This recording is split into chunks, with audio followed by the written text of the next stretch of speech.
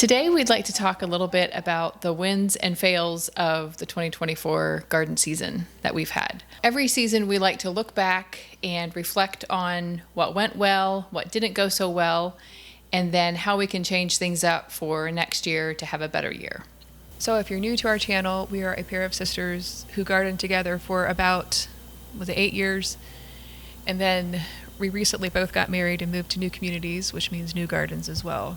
So we've been trying to figure our way through a new phase of our garden adventure here. So we like to occasionally do videos where we just talk together about, how it went in our garden. So that's what we'll be doing today. If you like this kind of content, feel free to subscribe and stick around for a while. So we're going to talk about the fails first so we can end on a positive note and take that positive note into 2025. I had a hard time narrowing down my fails. Those are a whole lot easier for me to focus on. I don't know why. But the overarching fail of this was during when the garden was at peak. All my worm season annuals were blooming, but we were so busy. I think we had Vacation Bible School over that time. There was a family wedding, and I barely went to the garden. And what happened as a result, so we had planted some prized floret zinnias, and I was so excited about making bouquets with them. But they were at peak over that time, and I did not get out to deadhead. Anyway, so they were basically toast, and they got mildew really early in the season. I think that's actually what killed them. So I was so sad about that for about 2 weeks or so. Finally made myself get up and go out and just trim them down. I saved some seed heads, neglecting my garden, and as a result, the zinnias flopped, and also my dahlias flopped. I knew better.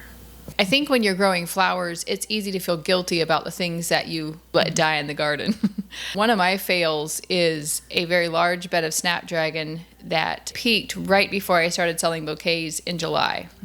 And so most of them, I did use a few in bouquets, but most of them just died in the garden. I timed it wrong, and I think the timing is so hard to get right as well. But that's something I'm just going to have to look at next year is, start my snapdragon a little bit later. You can't time it perfectly. Right. And we've heard that you can, trim snapdragons back and they'll come back again. And they do come back again. I did that I had a big bed of snaps in my garden too. And after the first blooms, I cut them back, and the second shoots were just spindly. I left it in the garden thinking I'd get a second flush, and I don't know if it was just how the weather was or what. They just sat there and didn't do much of anything. And finally this fall, I just cleared the bed, and I felt so much better. My second fail, and it feels like everybody knows about this. I've talked about this on our email newsletter, which if you're not subscribed to, I'll leave a link for that in the description as well. It's where we show up regularly every week or every other week, depending on the season. But we had critters in our garden. And, last year I didn't notice any issues with that. But I think we had a family or a whole tribe or a city of rabbits move into our woods here. And they just feasted on my garden all summer. I lost hundreds of sunflowers to them, which just kind of took the wind out of my sails. I was planning to take July and August off because those are just really hot here and the flowers don't do well. But then I was planning for fall bouquets, and they ate a lot of my fall bouquet material. So my season ended very early. We had rabbits, we had moles, voles, had an armadillo or two rooting around. And then the oddest thing, I've never had this issue before, but I have my fall planted stuff under lights in the garage right now. And I was like, what? Something is wrong with these plants, because there was just sticks. There were healthy sprouts, and then the next day I'd go out and there'd just be the tops were missing on them. And I noticed there was a bunch of grasshoppers hanging out under the lights. So my theory is that they ate my seedlings. So I'm a little ticked about that too. But it was the year of the critter, and that's a fail. I was going to say, if you can get anything to grow in spite of critters, it's like a miracle. Yeah. Myron, the other night, he said that this is a big problem because we've been trying to trap the rabbit and get rid of it by other means, and it's smarter than we are. And he said he dreamt he was out in the garden just surrounded by rabbits. And in his dream, he decided we just have to build a fence. So that may be where this is headed. My second fail this season is that I did not stick to my succession planting plan, my schedule. I made it out very carefully in the spring, or winter actually, and got busy in the spring and early summer, and I knew I should have been planting, more successions of the flowers I wanted for later in the summer and the fall, and just kind of didn't, pushed it off. And so come fall, I struggled a bit for bouquets. I mean, I was able to make bouquets to take to a grocery store here. And I did that July and August. And then here in September, I had a couple other orders. I have been able to make, bouquets, but I really struggled. And so next year, the thing I want to change is to actually stick to the schedule. I make it for a reason. And the main thing I was missing was a lot of filler flowers. I had like focal flowers and greens, but then the things that actually make the bouquets interesting, I didn't have a lot of that. So my third fail is we've had a lot of wireworm problems in the garden. So after we had cleared one quarter of it, sort of the veggie quarters, I had Myron till it, and that's supposed to help get rid of the wireworms. And then we planted a bunch of fall stuff, onions, beans, potatoes, cabbage and broccoli, that kind of thing. And then it was going to rain. Like the stuff had barely come up, and I was afraid we were going to get a few days of rain. I was afraid it would wash. So he went and got straw at a local co-op or feed store anyway. And I've heard horror stories of straw being sprayed with something, and then that can actually kill your plants. So I was a little worried about that. But I didn't really worry too much about seed being in the straw. Well, that was what I should have worried about. So we strawed all the rows to kind of help with soil erosion, and then it rained for 3 days. Beautiful rain. We needed the rain. And out there, it is just a gorgeous stand of wheat. Wheat with a few veggies sprinkled in. But I've been out there, I've been weeding, I've been working with it, and the soil is moist, and in that part of the garden more than in the other parts where it's kind of dried out now. And so I'm thinking if I can just weed around the stuff, I'm going to just leave it and see how that works for kind of a living mulch. Yeah. If it gets too high, we'll cut it down and just kind of let it become straw that way. But, so it's kind of a win-fail. Mostly a fail, but kind of a win-fail. My third fail is that I didn't plan for or grow enough spire flowers throughout the summer. There's so many spring spire flowers. So like larkspur, delphinium puts the first flush up in the spring, foxglove. There's a lot of flowers that grow earlier in the year, but then later in the summer, there's not quite as many. And I think if I had some really established delphinium plants, they would probably keep producing. And also, I think I could actually succession sow foxgloves, certain types of foxgloves, because I have some blooming in my garden now. So that's something I want to figure out for next year, how to get those tall flowers for my bouquets. That's the perennial problem. The spring bouquets are just chock full of spires. It's almost nothing but spire flowers. And then your summer bouquets are flat, which we might just need to embrace it and go with that. Right. I mean, I have thought of that too. That might be just part of the season. Like that's the look of spring bouquets and then the look of summer bouquets. But I kind of like the mix that we've settled on. Yeah. You did have celosia. I think that looked I did. Really pretty in your bouquets. Let's talk about some wins now. It almost feels like you're bragging if you talk about your wins sometime. But I think it's more the garden had a win than I did. So my dahlias did pretty well this year. If you remember last year, they did very, very poorly. I barely had any dahlias. I killed a whole bunch of dahlias. So this year I relocated them. I put them closer to a tree line so they get early shade in the afternoon. It's just too hot here for dahlias, I think, for most of the summer. I don't know if they enjoyed that where I put them this year. I also tried to fertilize them a lot more regularly, more heavily. I tried to give them a lot more water than I had last year. And then I mentioned that they flopped because I did not stake them when I should have. And so the other night I was really discouraged about that. But I went out and I just cut them back. And a lot of them have put out new shoots, some from the tuber and some just from, like if I cut the stalk down about that, it's got new shoots coming out of it. So I'm not sure what that will do to tuber production or tuber growth. I guess I'm doing an experiment on that this year. But I do hope to have more dahlias. We've probably got about 6 weeks before frost yet. So I have heard that the more you keep your dahlias cut, the better your tubers do. So, I mean, I don't think it should hurt your tubers. I don't know. Okay. Hopefully that's the case. Yeah.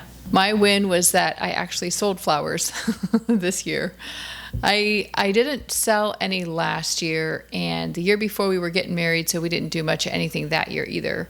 So it was kind of, felt like a bit of a leap to get back into selling flowers in a new community with, not really any customer base established. And it went well. I counted up, I think it was around 60 bouquets, and these were like grocery store bunches, also just like bouquets that people ordered for several different events and things. It felt good to actually to make some progress, I guess, in that area. I mean, you can build a garden, you can grow all the flowers, but if you're going to be a successful like flower farmer or grower or whatever that wants, and you want to sell them, like that's just a whole nother game. So it felt good to be able to do that. Feels good to do something with all the flowers you grow and not just throw them on the compost. Right. Or let them die. It's always in the fun to give garden. them away too. But Right. What? Yeah. I said, and not let them just die in the garden, you know. Yeah. That's right. So for my second win, I had mentioned that my zinnias flopped and I lost my floret, my investment into floret zinnias. They were not cheap. But so after I pulled myself together off the floor, I went back out and I found what I thought was the prettiest heads and tried to save them I had 4 different varieties. Brought them in and dried some for next year. But then I also just sprinkled a few onto some soil under lights in the garage. And I did it one evening, and then by the next morning, some of them had already sprouted. So that was heartening. And then I have them actually planted out in the garden, and they're producing now. So all was not lost on the zinnias. I might still get to make a few bouquets with them. That's great. But that, I think just dabbling into seed saving, learning how much I can save, has been really fun. So my second win is tied to my first win. I sold flowers, and that means I actually made a profit on my little endeavor here. So I gave myself a paycheck. We have, for many years, we've just invested a lot of our profits back into our business. And sometimes, I mean, especially if it's a side hustle and you've got another job, you can do that for a while. But yeah, I think it's good to be able to take home a paycheck. So my third win is that the garden overall did great. You know, again, not profound, but for me, it's good just to step back and take the overview and see how everything did. And I tend to be like, oh, that died, that didn't produce, the rabbits ate that. But people that come here, like, your garden is beautiful. And I think all they're seeing is gomphrena maybe, and I don't know, things that are really hard to kill. But that helps me to kind of have a different view, of a more positive view. I did have a good garden. It produced a lot of food, produced a lot of flowers. Whether or not I used them was another thing. But yeah, overall, I would say it was a successful garden year. Our old garden, part of Ohio has a drought this year. Where our old garden is, it's way worse than what we have here. Oh, really? Yeah. And so I just had to think, you know, if we were in our old garden, it probably would have been a struggle of a year. Oh, we would be moaning and groaning. They've been watering and watering. And I talked to or I've been texting one of my friends that grows dahlias, and she said she doesn't have irrigation to her garden, dahlias in the garden, and she said they have just shriveled up and died. The ones up by the house, I think she said are fine, but boy, that'd be discouraging. Yeah. Anyway, so having a good garden year is something to give thanks for. Yeah. My third win is my Lisianthus this year. I started 2 different varieties from seed, and they did wonderful. I mean, I don't know. I think it was just the right year for Lisianthus. I think I somehow kept them watered. I did have irrigation on that bed, so it's a lesson for me to get all my irrigation run next year. I have it run to part of my garden, but not the whole. And I used almost every single stem in a bouquet and sold it. So that also feels like a win. That's amazing. Yeah. I mean, it's one of those that you baby and baby and baby in the spring, and then for about 6 months. And if you let it just go in the garden and don't actually use it, like that one just feels like such a waste to me if I don't actually use it. So it felt fun to have pretty Lisianthus for my grocery bouquets and things. Well, does that conclude the wins as well? Yeah, I think so. Do you have anything you're going to do as far as like moving ahead? What are your plans for next year? Well, I think one thing that this season has taught me is if my second and a half year, like we had a garden the first year we were married that Myron planted, but it's taken me a while to kind of figure out that it's just too hot here in July, August, part of September. So I think next year I'm going to actually take a break during those months, not try to really have flowers during that time, plan my successions around that. So that was kind of what I planned this year, almost kind of halfway through it. I finally decided I'm just taking off in July and August. And then I was going to come back with fall bouquets. So next year I'm just going to focus on spring flowers, try to have an early, have flowers for Mother's Day, graduation, all that. And then not worry too much about, having a cohesive garden after that, and then pick it up in the fall again if I can get sunflowers and dahlias and all that to grow in my garden. Sure. So it feels good to have a little bit of clarity to kind of, instead of fighting the season here, just work with it. Right. Take a break when it's so hot, and then Yeah. capitalize on the good times. Yeah, that sounds smart. I'm going to do about the opposite, I think. I'll be chugging along when you're taking a break. Well, that's good. I'm not planning to do spring flowers really. I mean, I'll plant some just for fun and myself, but I'm not doing tulips. I'm not doing ranunculus. I don't know. There's a bunch of stuff I probably just won't do next year. I'll plan more of a summer to fall garden. I may try to go all the way through September next year, see if I can do a little better with my succession plantings. Yeah, that'll be And part of it is because we have another project we're working on this fall and winter, and I don't want to be so overwhelmed trying to get spring stuff out and bouquets out when we've got other stuff on our plate too. Yeah. So that's kind of mine. I'm going to shift mine again, pretty much like I did this year, but just a little bit later. And then, like I said, stick to my succession planting, figure out a few more spire flowers for the summer. I would take suggestions if y'all have good spire flowers for the summer. It can even be perennials. Like I love growing perennials too. So if you've got wins and fails, we always love to hear about them too. We like to learn from other people, and it's just fun to have that camaraderie with other flower farmers. So if you want to leave us a comment, let us know how it went for you this year. We'd love that.